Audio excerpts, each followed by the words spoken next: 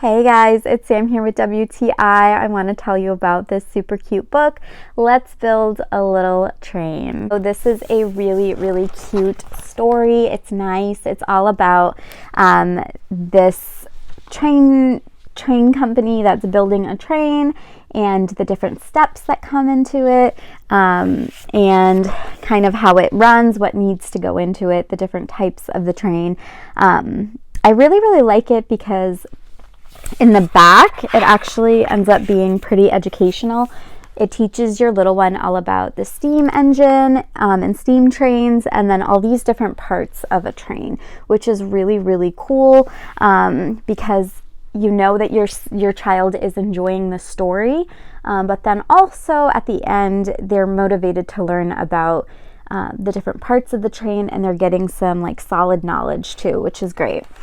My son also loves that it has this little cat that drives the train with its train conductor, and we always like to find the cat in the story. So this is a really cute book. My son is obsessed with trains, so of course he likes it. So if you have a train lover in your life, they'll like this too, I promise.